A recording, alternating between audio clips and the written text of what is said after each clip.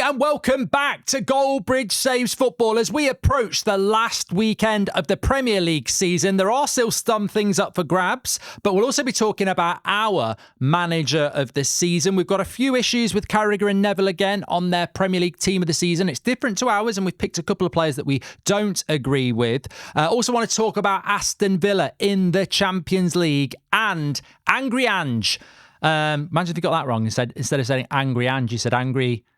No, I won't say it. It probably doesn't work for podcasts. Begins with an M. Also ends in Minge. Yeah, that's basically what I was going to say. That's Angry Ange is what we're talking about. And it's the final Goalbridge of the season, so we'll get to see who won that. I think we all know that. I'm joined by Will Brazier, who's had some weird person actually bidding for his shirt he wore at St Andrews last week. Yeah, still trying to find out who's done that. It's on £60 now and it's not been washed. So that's what I'm more concerned about. But I'm well. How's your week been? Well, you know what? In the life of this podcast, He's laughing because he already knows. You might already know from the title.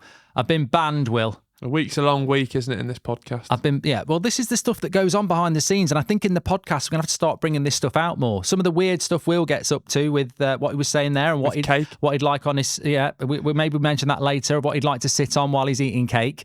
But look, each to their own. But no, banned by a Premier League club is my thing this week. You don't look surprised. No, not surprised really. Just another week in the life of Mark Goldbridge. But you were set up to do something. You've been banned. You're not feeling great. It's quite funny, really. I'm not feeling great, but I'm going to take it like a like a champion here, because unlike you and what you're sitting on your chair, I will take this like a champ.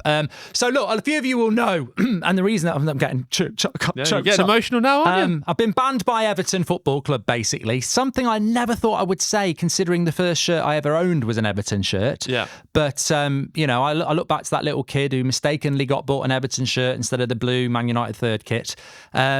And he'd be crying at this, like I almost am. So, as I'd mentioned on a few streams, I'd been invited to play at Goodison Park on Saturday in a charity stream with people like Angry Ginge and Danny Arams. And I was like, yeah, I'll definitely do that. First of all, because it's for charity and that's what I'm all about.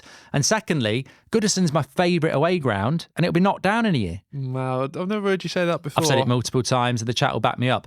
So it was all set to go. I told a lot of you, I was like, watch on Saturday, it's for charity, I'm going to be playing. And I found out yesterday that I've been banned by somebody at Everton who has basically said, no, we don't want him there involved. And I've basically been banned. But some people might say, are you feeling like the Murphys, a bit bitter? Pint of bitter, Murphys. Yeah.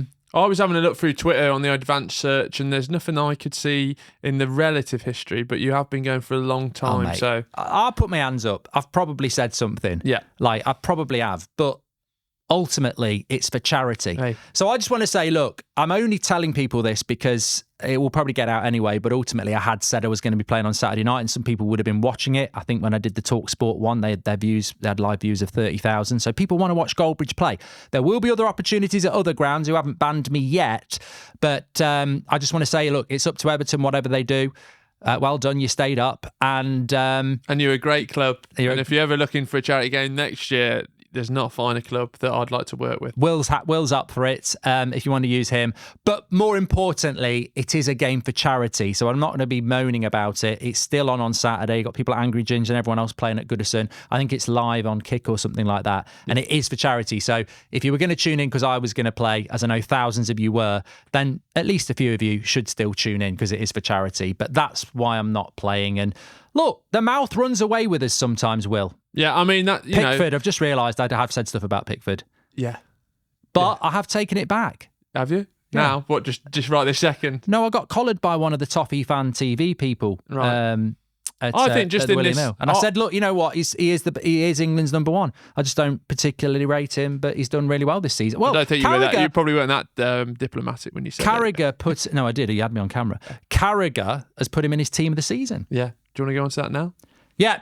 So that's just about that. What I was going to say is, though, I think that because we're coming to the end of our first season working together, and even I've had to learn, I'm sometimes a bit of a fence sitter. I think I've got off the fence. Splinters on the arse. I think, I've got less splinters as the season. A chair sitter as well. I think I've gone less as the season's gone on, but that's what makes you, isn't it? So what you put out, sometimes you get back, but then that's the nature of what you do, isn't it? Yeah, there's always consequences, and obviously I respect the decision of Everton Football Club. And whilst I'm disappointed not to be playing at your lovely ground, which will be knocked down in a year, so I never will, I do respect it. Just remember, everybody, it's for charity, and it wasn't the Goldbridge show. And we've also got our alternative team of the season, which involves Pickford in goal, Seamus Coleman right back, James Tarkowski centre back, and... also, I would like to say Braithwaite centre back as well. I really think Luton should stay up and Everton should get relegated. I'm only joking. It's for charity. Anyway, we move on. Let's start the show then. We're going to talk about, there's a lot to talk about, but I want to talk about manager of the season. Yeah. This is going to be difficult for you. I mean, you've said it's the worst season ever. I think there's a few people like that now, but as a Birmingham City fan that's been relegated, you've now seen Aston Villa take that Champions League spot. Yeah. We'll talk about Angry Ange in a minute. But can any of you acknowledge that Aston Villa deserve huge credit for what they've done? Yeah, no, look, I come into this setting, I have to be slightly more objective, and I think as a fan of football where you can see those, but there is a bit of a myth around Villa, like fighting up. They've got £1 billion owners, 2 of them, I think. So they have got the funds there. But to break into that top 6 and sort of be in that 4th position, I think is an outstanding job. The best thing, ironically, that probably ever happened to Aston Villa is having Steven Gerrard. Yeah. Because just through the timing, they might have had Eddie Howe or somebody else and their manager that was okay. But Unai Emery is the perfect man for that job and the perfect man for that club, and he's taken them to new heights. He's in control of it, and I really think that this is sadly going to be the next step on their journey to, they could be 3rd next year. Great point, because I want to get in the comments. Will this be a one-season wonder for Villa, like Newcastle, and they'll drop out of the top 6, or will it be the start of something progressive for them? I want to talk about Villa and Spurs and what a mess that whole Champions League spot thing was, and what might happen next season for some of these teams that have failed. I think it's going to be really interesting as we approach the final weekend of the season.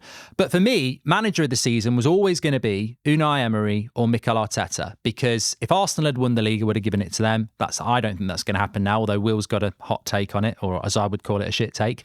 But shit hot take. So Unai Emery is my manager of the year. It can't be Pep Guardiola, because Man City were always going to win the league. Everyone predicted it and they've won it. So for me, I wouldn't give it to Pep. But Unai Emery, taking Aston Villa to Champions League football, and also it has to be called out, the disgusting nature in which the British media dealt with him at Arsenal. You know, he was ridiculed. And our fans can do that, banter, whatever, social media, we know that. But the media absolutely ridiculed this guy, who had a good reputation before he went to Arsenal. They didn't feel that his face fitted. So they ridiculed him all the way, and he did fail. And he's gone and won things in Spain, and then he's come into Villa and basically for, a season and a half, been massively consistent and took them to Champions League football. Yeah, but do you not think that's because he's found his perfect fit? Like Villarreal and Villa maybe have some sort of similarities because of the level that they're at. You know, Villarreal are a challenger team to the top 3 over in Spain. Aston Villa can now be a challenging team to the top 3 or 4 over here. At Arsenal, he was very much in a sticky situation coming off the back of Arsene Wenger, because there is expectation. It's like Man United, isn't it? Like there's expectations now that you need to be better because we are Man United. But like at Arsenal, he was in a poor position, and also he's got the whole club in his hands, hasn't he? And also Arsenal didn't do for Emery what they've done for Arteta. Exactly. They didn't remove Aubameyang. But did they need Emery to have that poor spell? Yeah, you need to learn from it. But no, I think that's a great point, because I look at David Moyes, and West Ham fans have got every right to say they don't want him anymore. But David Moyes is still a brilliant manager in certain circumstances. You put him at an Everton or a West Ham and he will get you in the top half of the table and he'll do really well. And Emery is still a good manager. But my issue with the way Emery was treated was that, not from fans, as I say, fans are very different, but it's almost like they're doing it with Ten Hag a little bit as well. It's like, this manager's crap. What's he doing in our Premier League? And then, well, they're not crap. It just might be a multitude of reasons for that. You're in that Arsenal situation for me at the moment, aren't you? Like you've probably had multiple Unai Emerys But like it does feel like that at the moment, and hopefully he powers through. But I think Emery as manager of the season for me is absolutely nailed on, and I'd be disgusted if he didn't get it. But it's also a great story that, you know, the circumstances might not fit, but it doesn't mean you're a terrible manager. And what he's done at Aston Villa to take them into the Champions League, I don't think anyone was really calling that at the start of the season. And they've done it with a game to spare, whilst also navigating, you know, to the semi-finals of the Conference League. Well, no, also that's great for them. Sorry, I feel a bit sick, the amount of praise I'm giving out for Aston Villa, but that's been great for them because where Newcastle just came into the Champions League with no European experience in recent history, they've had this sort of Sunday, Thursday, and it'll be Saturday, Wednesday now of, you know, and that is a lot, isn't it? Because that's what Newcastle have suffered with this year, but they have got that experience under their belt.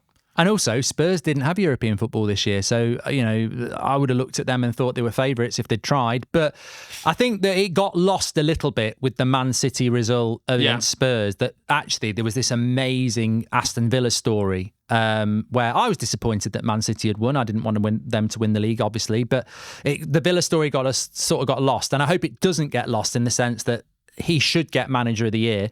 And also, let's not forget, Villa were in the Championship not too long ago. And I think McGinn was there, Tyrone Mings, maybe Jacob Ramsey was quite young then. They were flirting with relegation again. I think it's a great story for the Brightons, the Newcastles, maybe the West Hams, maybe the Evertons to go, well, Aston Villa, we're in the Championship.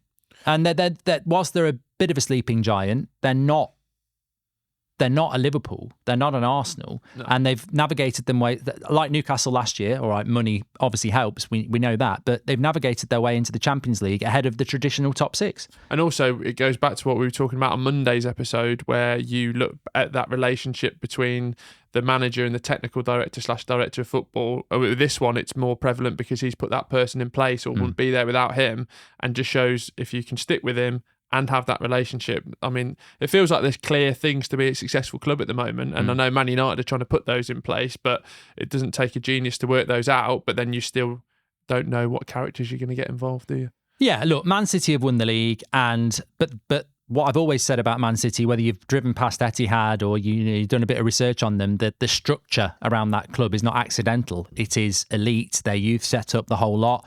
And what we are seeing now, we've seen it with Brighton, we're seeing it with Arsenal, Liverpool in recent years, and now Aston Villa. But I think with Brighton, they are almost limited by that structure. Yeah, it's a unique structure. You wouldn't replicate that if you were Man United. But I think they're going to, they might get stuck in this sort of vortex between 8th and 12th of going forward. But with Aston Villa, they can keep just adding an extra layer to it and then, maybe be a Man City. Not a Man City, but maybe be challenging for a title. I certainly think that there is this big thing to shout out about Aston Villa, which is structure, of course. We want to talk about the final day, and we need to talk about Spurs, who I don't think Spurs can be caught, can they? They're in 5th place. They can be caught, yeah. Can they? Yeah. They can finish 6th. Can they finish any lower than that? So they are on currently. They're in 5th place on 63 points, but Newcastle, Chelsea, Man United are behind. What's their goal difference? Spurs got plus 10, 63 points. Newcastle are on 57, 22. By the time this goes out, that won't be that. Yeah, so they basically got a game in hand and can be caught. Okay. I mean, look, we're going to talk about Spurs now very, very quickly. Ange was furious with the behaviour of the club in general, inside and outside. You've been a big fan of Ange. And I genuinely think this really strengthens that in terms of a man who comes in with values and philosophies and sticks to them, and it doesn't matter if it's going to annoy the fans. Maybe someone like myself would cower down and be like, "Oh, I can see why they're doing it." No, he has real firm, strong beliefs. Brilliant, isn't it? And and I think that should be applauded. And if you're a Tottenham fan that was doing the Poznan, looking at celebrating goals that when Man City was scoring, you need to have a look at yourself really, because I get that rivalry, but for the 90 minutes, you've got Champions League football on the line, and everyone's like, "Oh, it's a bit this bit." If they'd have beat Man City last night, which you could say the fans could have been the extra 5-10% that pushed them over the line. Aston Villa got to go to Crystal Palace. That's not a given. Aston Villa haven't been playing very well. And so I really think that there was an opportunity there for them to get Champions League football, and that changes the whole trajectory. So I'm actually astonished how calm really he's been able to keep, because you work for a whole entire season to come down to one moment. You walk into a massive stadium, which is fantastic, and you're greeted by an atmosphere. Like, I had to turn the telly up. I was like, is this for real? You know what? On Talk Sport, they had Jamie O'Hara celebrating the Spurs goal, the Man City goals. Yeah. And I just thought, all right, it's Talk Sport and they've got their big list of sit down. But I was like, come on. It's like a fucking Beano annual. Or Dandy. It's like a fucking cartoon. Look, we all say Spurs are Spursy, but it's a joke. And they actually do go and live up to the reality of that. I mean, I never really thought Spurs were like bottle jobs. I just used to say it because they bottled it. But like that behaviour, and look, this is a podcast for everyone. Get your thoughts in. Would you do that? I wouldn't do that. We sort of had a glimpse of it on Sunday, where for the previous weeks we were like, yeah, we'll let Arsenal win to stop Man City. But then the day comes along, it's like, no, no, I can't do it. It's not just that there's nothing like, there's Champions League football on the line. Yeah. And that from recruitment to finances to budgets to everything in between, that changes everything for Tottenham Hotspur. I've never known anything like it. I tried to try and get my head around it. And also, we should say, like, it was sort of a majority. In terms of, like, there was a minority that were doing the Poznan and cheering, but like there was definitely a void in that atmosphere. But when it's coming from the manager who says for the last 48 hours, both inside and outside, it's fragile, and I've seen that. I think, like you said, he was very angry, and look, I'm more Ange than I was before he said that. Yeah. You know, I was really impressed with it. But You'll be on the other wheel washing his car with me. Well, I will. I'll wash your car as well. We'll both do it for free.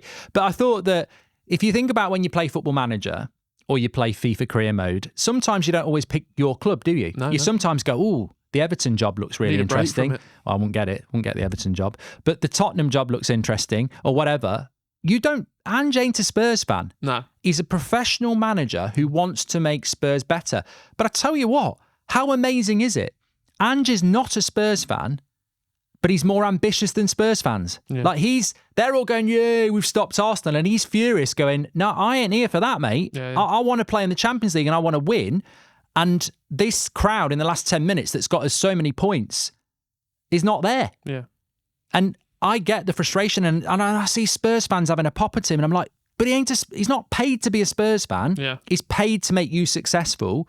And he's probably doing himself out of a job potentially by actually calling you out. But he is more ambitious than you. Yeah. And I just can't, I don't understand the mindset of we would rather fail to make our rivals fail. And basically. I think the telling thing from that post-match interview as well, because everyone, like you said, was picking up on the quotes around him alluding to like inside and outside. He was like, actually, this crowd have gained us points in the last 5 or 10 minutes, but when they've supported us and turned results around. And you'd be waking up probably the day after being like, I was a bit of a knobhead yesterday. I don't get it. I mean, like I said, like, you know, if Spurs were mid-table and had nothing to play for, yeah, 100%.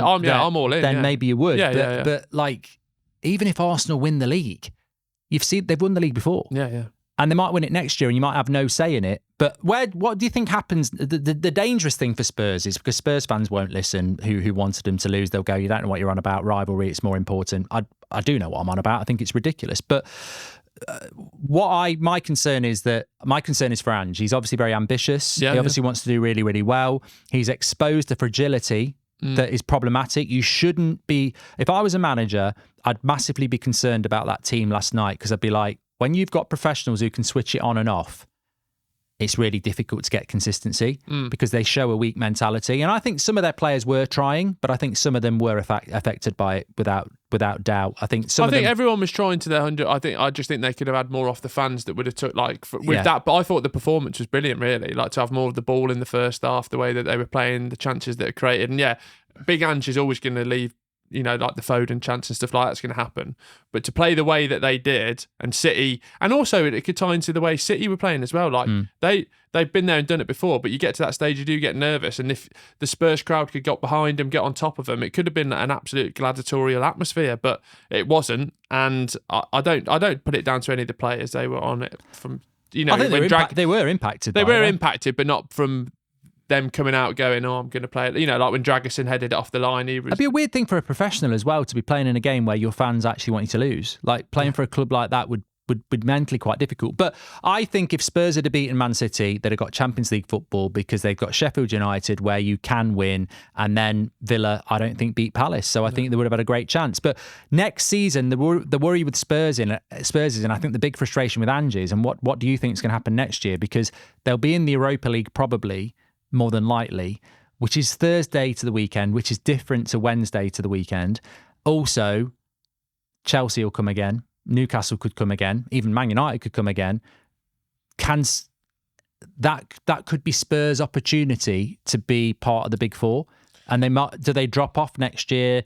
Do they hold their ground next year? It's hard to know. Do you think they would have held their ground more if they'd had Champions League football, or do you think it has no impact? No, I actually think objectively, I think a season in the Europa League, what we're speaking about with Villa, almost builds them up to be that way, because you've got another year of Big Ange, you've got another year of knowing exactly what you want to do recruitment-wise to bring players in for your philosophy. You've also got another year of sort of building that up to be, if they do well in the Europa League, it's good, but it's not the be-all and end-all. And then I think a slow build is better than just being plonked in like we've seen with Newcastle.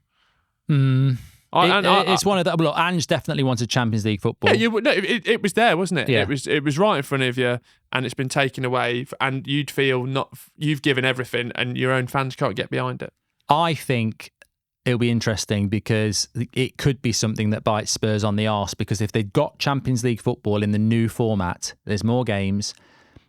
Everybody's going to get through to the knockout stage from England, I would suspect, because it's such a massive amount of teams that go through. I've just done it with Spurs in the Champions League, and I got through in the top bracket, because then if you fall into the other one, then you have to get to the playoff. But I think the interesting thing is, if they'd had Champions League football and they fancy, like, a Todibo or a Rabiot or someone like that, and you've got Champions League football. But then what we're saying about Big Ange, saying he didn't want to attract people that were like that. I know, but if they want that, if Ange says, Ange says I want that player, and then that player doesn't come because they haven't got Champions League football, I disagree with Ange on that. So I think Spurs might have missed the opportunity. I think they've got an 11 build into like a 15, 16 of a really good squad that could be a team that could build with him in terms of like Porro's young, Dragison's young. I think they need a striker. Van der Ven. Yeah, but keeping that, everything's bad at the moment because of what's happened, but I do think the future's bright for Big Ange. Let's touch on City very quickly, because I think they've won the league, but you don't. We're touching on the final day now, because we've done the Champions League spots. Let's talk about the title. Man City will play West Ham at home and win, and Arsenal will play Everton at home and probably win. I feel bad for Arsenal because they've got that little minuscule hope. But ultimately, it's almost like going to a funeral, isn't it? They might rise, but they're not going to. I mean, that'd be a miracle. Be a great funeral. Yeah, that'd be class. I thought you was dead. You could do that. Like if it starts to tail off for you, just be like, "Oh, my funeral live," and then you prat. I told you I was God. Exactly. Well, steady now. No, I Goldbridge. You walked in, and you were like, "What are we going to talk about for the weekend?" Really sicked up for grab, and I was like, "No, Sixth, you got me doing it now. Title is still up for grabs. There's been... You don't believe that. I do believe that, because you only got to look at when they played Aston Villa, last 2 seasons ago, was it? And Aston Villa were 2-0 up at the Etihad. QPR is the most famous game of football in Premier League history. What happened there? They were 2-1 behind, had to wait till stoppage time. I don't wish that on Arsenal fans.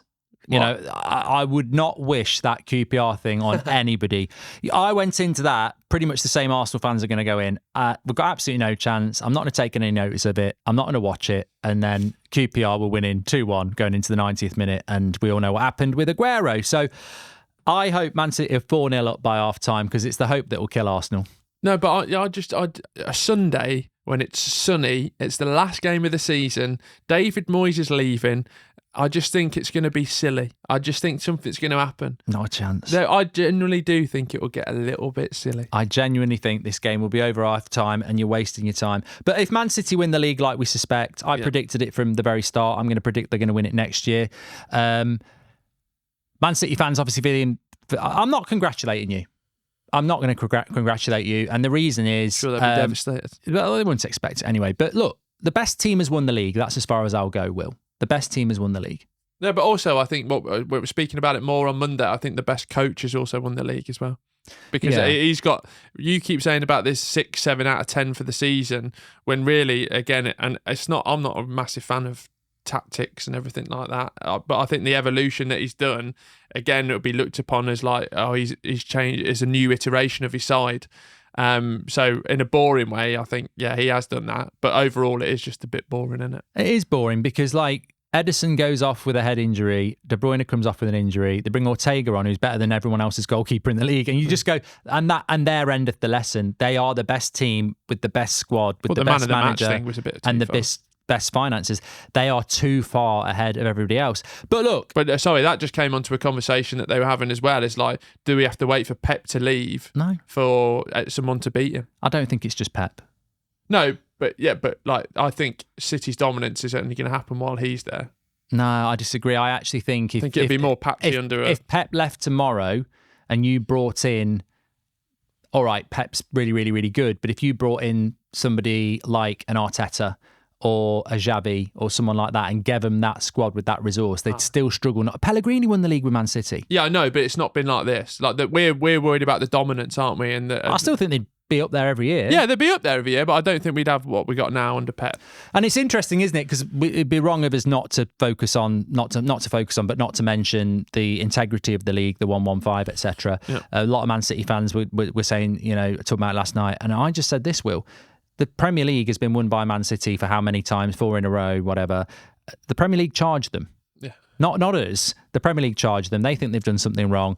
They've got to sort this out soon. I think if Man City want the credibility that they clearly crave, it's in their interest to get this resolved as ASAP. It's locked up in. Look, somebody was talking about yesterday about how Man City have appealed it. Tried to stop this, tried to stop that. It's been going on for years now. It still could go on for years. It's just not good, is it? When the team that wins the league has got this big uncertainty over them, and also you can't really praise it when you think, well, if they have done thing wrong, then the whole thing is a farce. Yeah, it's weird. It's just weird. Also, the reality is of it, and I've read it. Ultimately, I don't understand it, and a lot of football fans don't understand the intricacies of it, and you shouldn't be. Like, that shouldn't be on us. Do you know what I mean? Like, no, the Premier League charge them. But football is football should just be about football. And at the end of the day, when we're having these conversations that have been ongoing for so long, and even if we said before, if you're a Man City fan, you want it to be sorted, don't you? I don't know, but look, let's pretend that the 1-1-5 charges didn't even exist. I'd still be sat here saying the Premier League's got a massive problem. It's turning into the German, formerly the German league. Leverkusen have won, haven't they? Do you think the Scottish and the French league? Do you think with Liverpool having a slight drop off, which is going to be under a new manager, and hopefully they could come again as they've done this year, but it's going to be a top 2. But do you almost think that benefits Arsenal because there's extra points at play? Maybe. I genuinely don't know what more Arsenal could do, but I think next season it will be Man City and Arsenal for the top 2 spots, with Man City winning it. The more interesting bit's going to be who gets 3rd and 4th. Yeah. Which is terrible for a Premier League, isn't it? I think the same 3 that come up go down as well. And also they're going to be like, I genuinely thought this season with the people that they'd sold and the experience that they'd lost, it'd be like, and there was that time just around Christmas where they'd had a few defeats and the Rodri stuff. I was like, here we go. What's happened? We'll come on to it at the end of the season. De Bruyne comes back and they just go on this cataclysmic run that ends any hope of us having a bit of a bright future. I said to you a few weeks ago, I'd done the checks. Their win ratio in the last 10 games of the season is stupid. Like, it's well into the late 90s. Yeah. Win ratio. Yeah. I mean, you can't deal with that. No. You just can't deal with that. Interestingly, would you agree with Unai Emery being manager of the year? Yeah, I would, yeah. Oh, well done. There you go. I thought you might try and chuck someone else in there.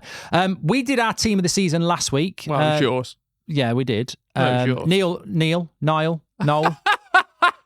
Remind me, Niall, you can jump in if I get this wrong, but our team of the season last week was Raya in goal. Right back was Ben White, Saliba, Van Dijk and Udogie. Then we had a midfield 3 of Rice, Rodri and Bruno G. No, Rice. No, Rodri. And was it Rice?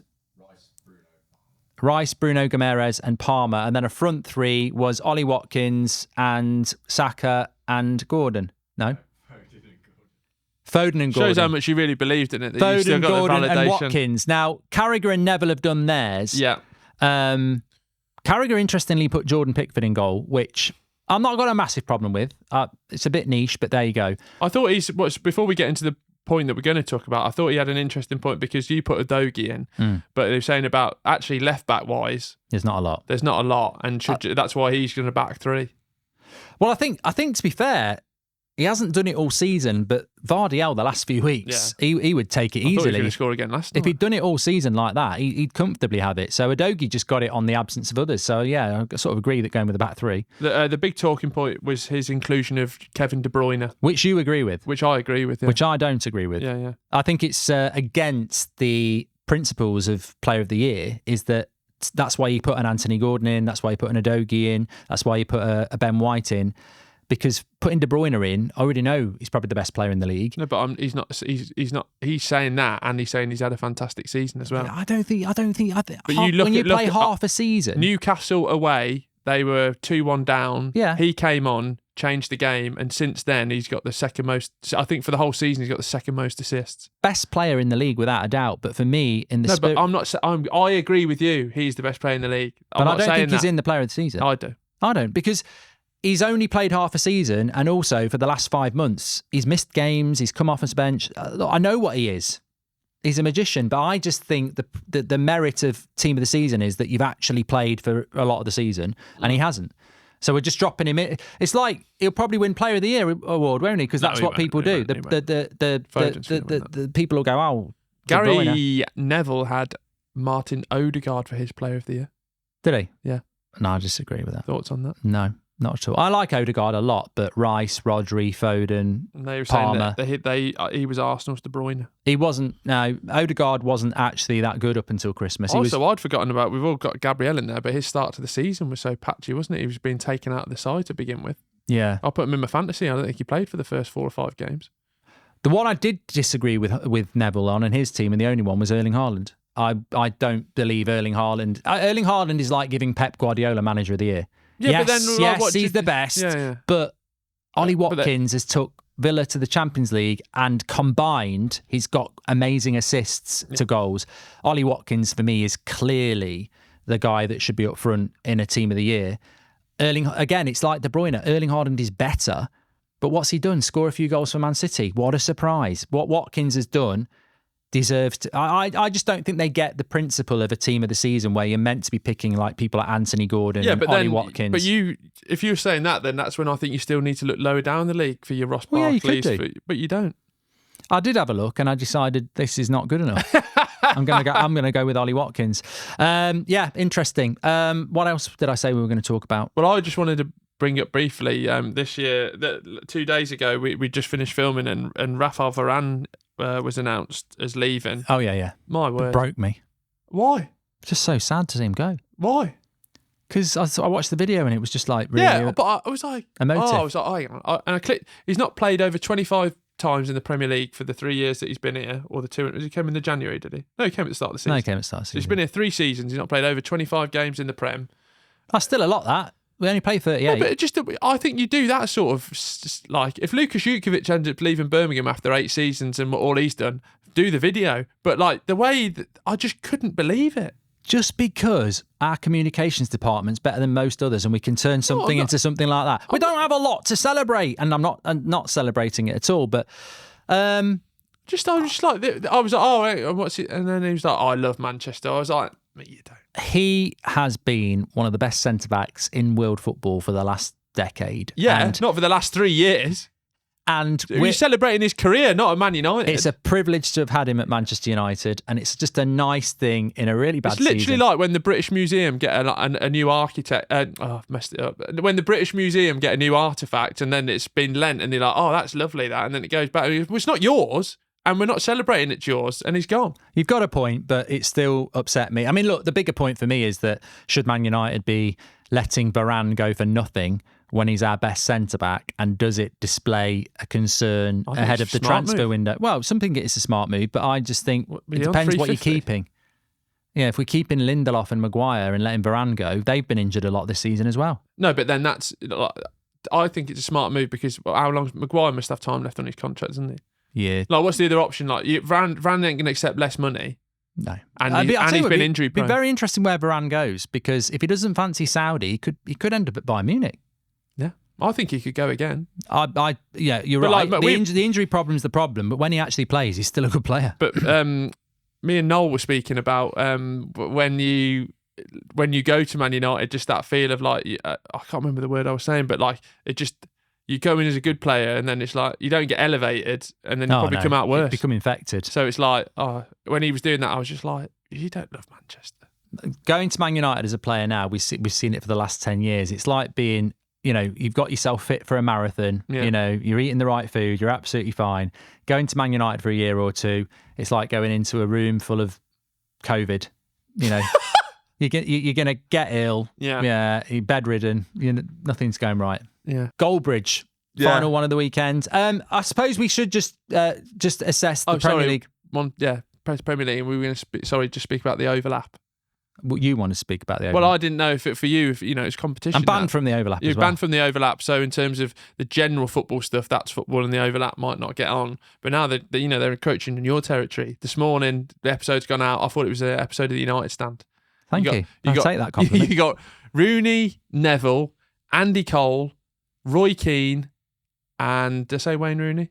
Yeah. Yeah. So you got a 4 full house speaking about what we've not heard about. Again, I actually do really enjoy Stick to Football, and I'll be watching. What are you slagging it off for then? I'm not slagging it off. I said, is it encroaching on your territory? I know what you're doing. You're planting a seed thinking Goldbridge will bite on this. And I'm like, well, one, I don't watch it. We watch it. We love it in here. And 2, they're doing really well for themselves. And 3, yeah, there is a lot of Man United people on there. I didn't want to say it, but you've passed the test. Gary's here now. You're going to be on the next overlap. Congratulations. Am I playing at Everton as well? No, you're too far on that. Damn it. You've done that. It is the final Premier League of the weekend, of the season. I've messed that up. But relegation's basically done. Technically, Luton can stay up, but they've got no chance. Technically, Arsenal Carlton Morris is 8th of the game. And they're still going down because Forest have won as well.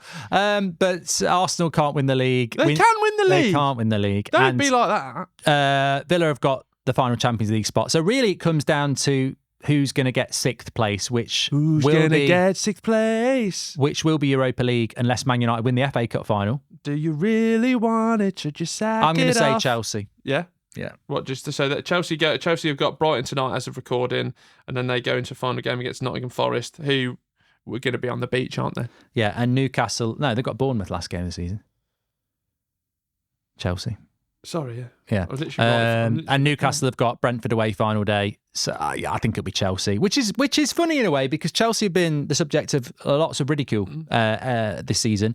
Massively, massively, massively underachieved, of course, which I think enhances what Villa have done again. The fact that they got 4th place when you look at Chelsea and Man United and Newcastle. But if Chelsea end up with Europa League football from the season they've had, it's not too bad. And I saw one of the players basically speaking about how much of a, not in these words, but how much of a shit show Poch inherited. And you do have to get... It's tough.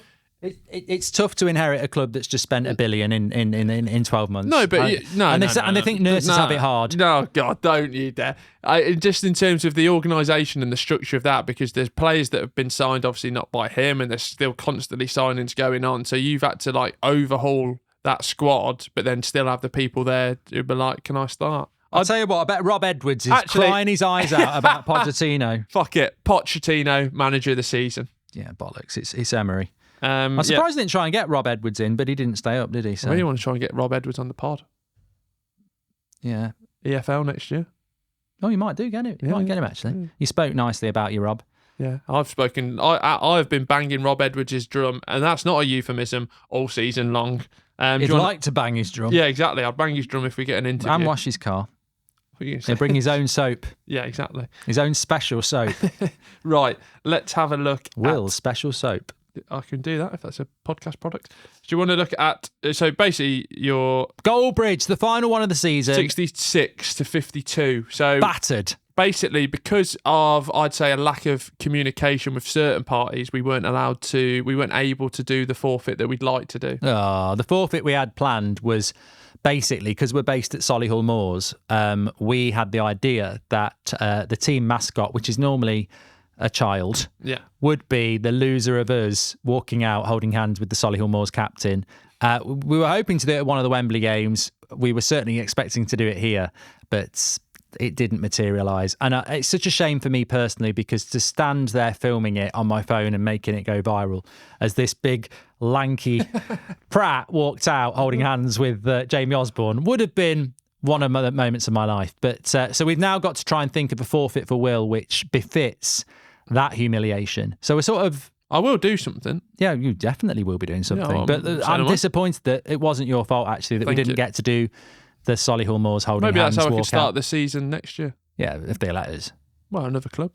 Yeah, so yeah, if any other clubs are out there in the league Probably that would like Will to walk out for the opening day holding hands with your captain, CRB and checked. Goldbridge will be there filming it on his phone. Yeah. There's the challenge, get in contact with us. I'm on LinkedIn. If you're the lower... Hey, I met Bristol City guy, if you're watching.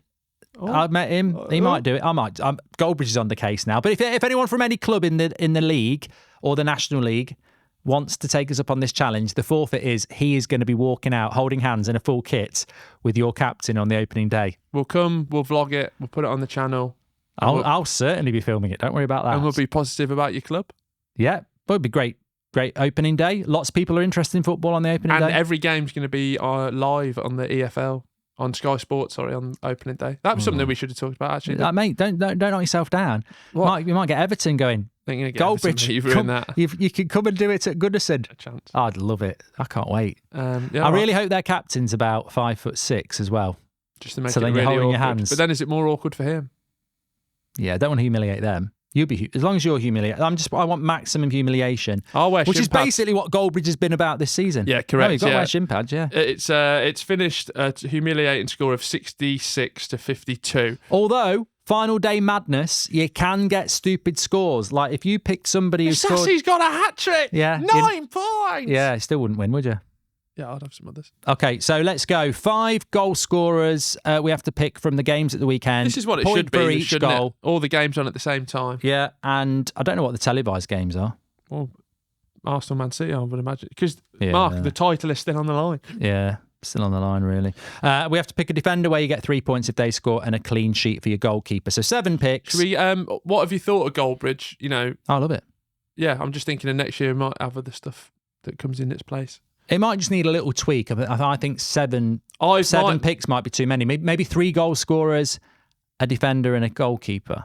I think I've been bad with my admin because apparently I'm winning by more. No, I should be closer. Apparently the quiz last week, you were right about Ben White. Well, being the most point scorer. I thought I was right, yeah. Yeah. Loads of comments Got me read on Spotify. Neil has got one job. 3 people on the comments on Spotify said that it should have been Ben White. It wouldn't have made any difference. I still won. I'll have a look at that now while you make your... Yeah. Niall. Nick. Go. You go first. I'm going to go... I'm just going to move down this. I'm going to go Arsenal against Everton. I'm going to go... I'll just go a bit out there because I've got a big lead. Odegaard. I'm going to go for Decore. For Everton? Yeah. This is why you lost, mate. Yeah, well, I'm not going to win now, am I? Brentford against Newcastle. I'll go with... I don't even know if he'll get picked. It doesn't matter. I'm going to go Wizzer. I'll go for Anthony Gordon. Lovely stuff. I won't do Brighton against Man United. Oh, my God, look at that. Yeah, you're right. Chelsea against Bournemouth. I'm going to go with Jackson. Oh, no, I did that last week. I'll go Palmer. Palmer. Mate. I'll go Mudrich. He's really given up. I'll go Liverpool against Wolves, and I'm going to go Salah. I'll go Endo. He's really given up. This could be... Yeah, but remember, this will be the season where I won it by 30 points. I'll go Sheffield United against Tottenham, and Son will actually score. I'll go Ben Brereton Diaz. Defender to score... I've got to go Gabriel. He's got to do it. I don't think I've had a defender all season. I'm going to go Trent Alexander-Arnold. No, he's trying now. Clean sheet. Who's playing against someone shit? I'll go Vicario against Sheffield United. I'll go for whoever's in goal for Crystal Palace in the final game. Is it Dean Henderson? Should be, yeah. Dean Henderson. Against Villa. There you go. That was Goalbridge. Well, that's it. And that was Goalbridge Saves Football. We're still here on Monday to start moving towards transfer window, Euros, review the Premier League. But I've enjoyed the show. Hope you have as well. Make sure you give us some comments, whether you're on Spotify or on YouTube. Give us a follow, like, subscribe, and all that shit. Will? Yeah, any football clubs out there that got any charity games, check my Twitter history. Don't think there's too much out there. I'm happy to play for you. It's desperate, actually, yeah, if anyone wants to get in contact. Take care, everyone. Have a great weekend, and we'll speak to you Monday. Bye!